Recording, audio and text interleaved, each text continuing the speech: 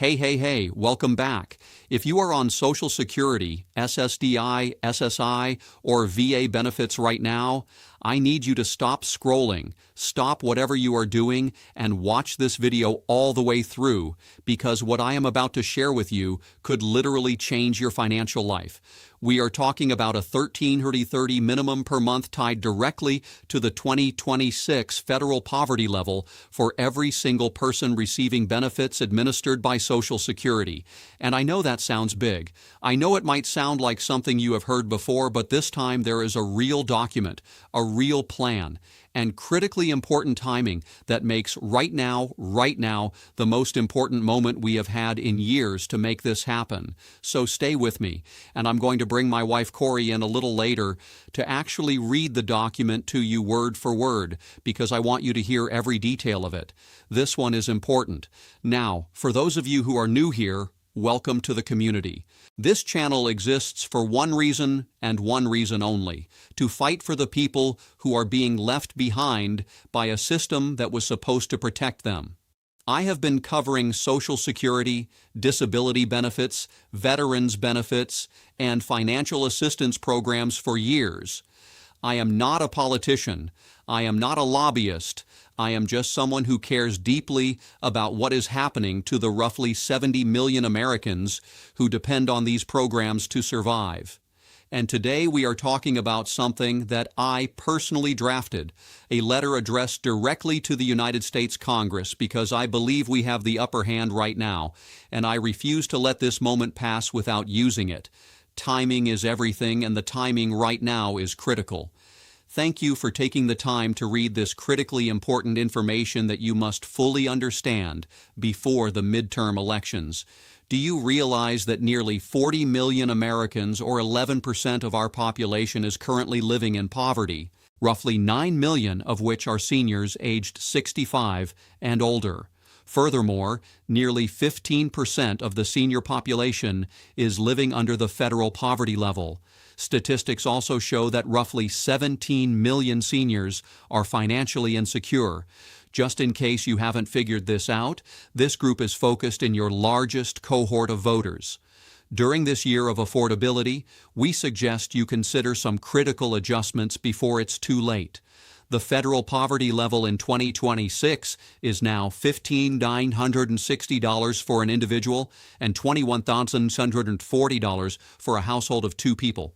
This translates into $1,330 monthly for an individual and $1,083 monthly for a household of two.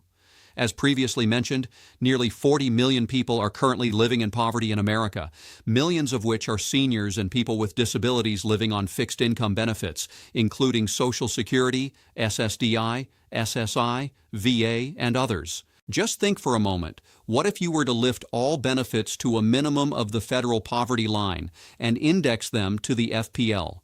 This simple move would instantly lift 10+ million seniors, people with disabilities, and Social Security beneficiaries out of poverty.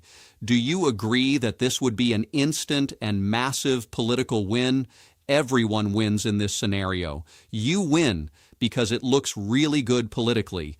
10+ million people win by being lifted out of poverty, and the economy wins because that money will be spent on necessities and living expenses. Our final thoughts and questions to you are the following. In this year of affordability, how much longer are you going to allow the majority of the American people to suffer? You have the power of the purse to make the necessary changes to manipulate the trajectory of the United States. How much longer are you going to allow seniors, people with disabilities, and Social Security beneficiaries to live in poverty on your watch? Thank you for your attention to this matter. Okay, so there is the document. Let me break this down for you piece by piece, because every single word in that letter matters.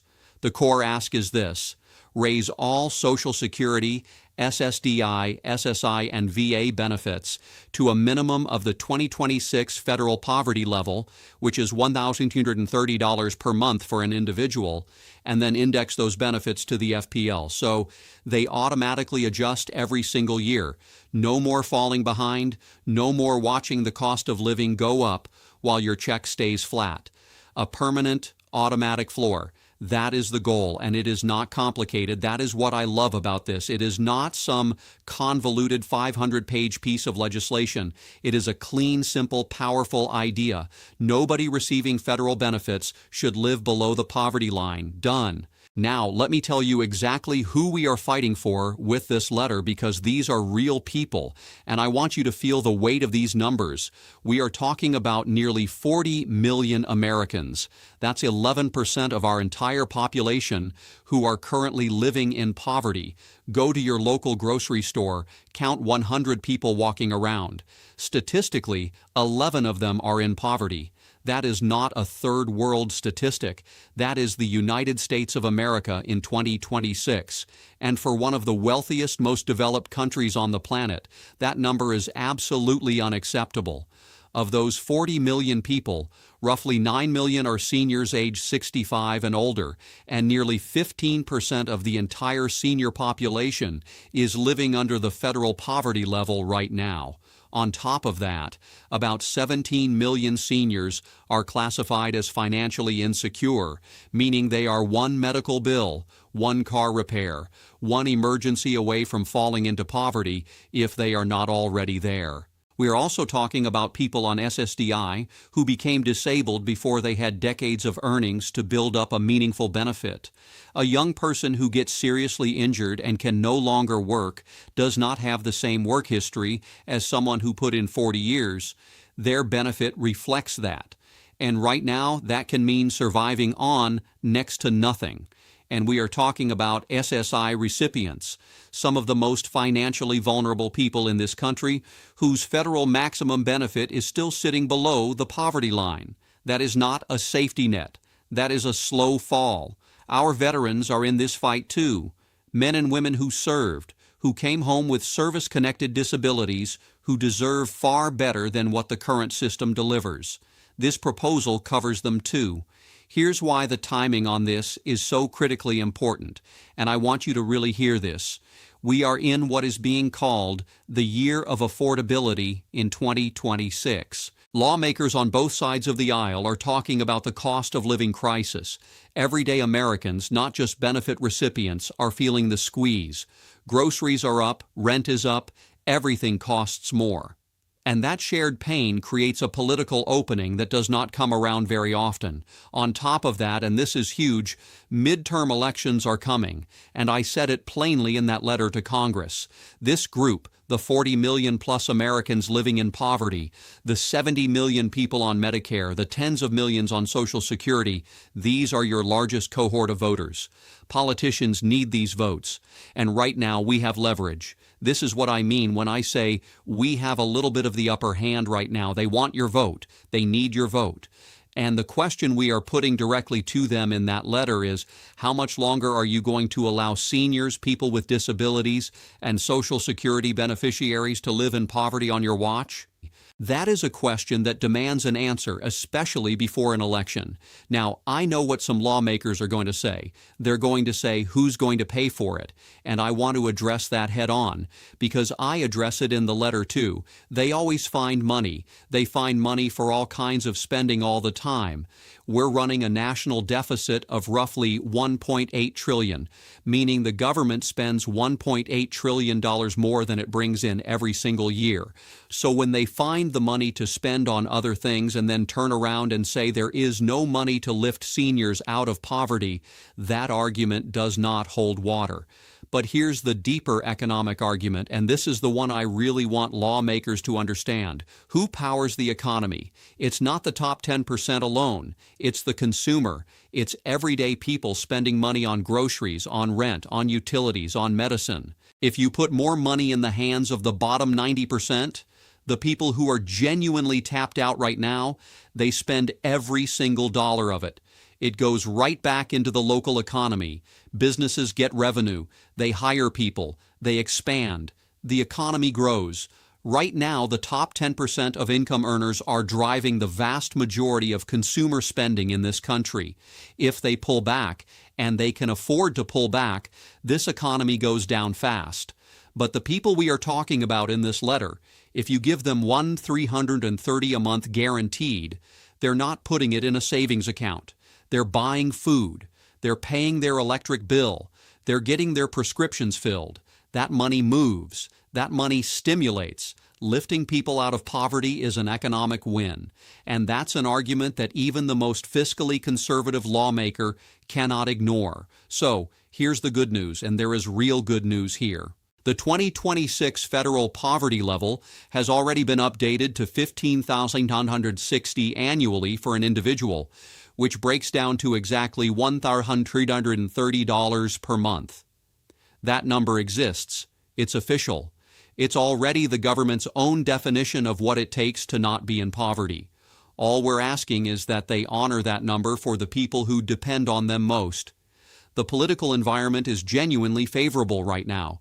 The affordability conversation is happening everywhere in Congress, in the media, at kitchen tables across the country. The groundwork is laid. What we need now is for the voices of 40 million people to be loud enough that lawmakers cannot ignore them. And this letter is one piece of that. So here's what I need from you, and I mean every word of this. Contact your representatives. Call your senator. Call your House representative. Tell them you support raising Social Security, SSDI, SSI, and VA benefits to a minimum of the federal poverty level. Tell them you support indexing those benefits to the FPL permanently. It takes 10 minutes. It counts more than you think, especially right now with midterms on the horizon. Share this video. Share it with every senior, every person with disabilities, every veteran, every family member who is on fixed income benefits. The more people who see this letter, the louder this message gets. We need 40 million voices, and it starts with you passing this along. Stay informed. Things are moving fast. Subscribe to this channel and hit that notification bell because I'll be covering every update to this proposal as it develops. You won't miss a thing. I want to close with this because I genuinely mean every word of it. I drafted that letter because I'm tired of watching the people in this community suffer quietly. Seniors who work their entire lives, people with disabilities who didn't choose their situation, veterans who gave everything, people who did everything right and are still living below the poverty line because the system has not kept pace with reality. $330 a month is not a luxury. It's the government's own definition of the bare minimum, and we're simply asking them to honor it. The timing is right. The political pressure is building. The affordability conversation is everywhere. And if enough of us speak up, if enough of us call, write, share, and make our voices heard before those midterm elections, I truly believe this can happen. So please subscribe if you're new here. Drop a comment below and tell me what you think about this letter. Tell me where you live and how these benefit levels are affecting your daily life. Your story matters and your community needs to hear it. I'm going to keep doing what I can to represent and advocate for every single one of you in this community. You deserve more, and we're not going to stop pushing until you get it. I'll catch you in the next one. Take care of yourselves.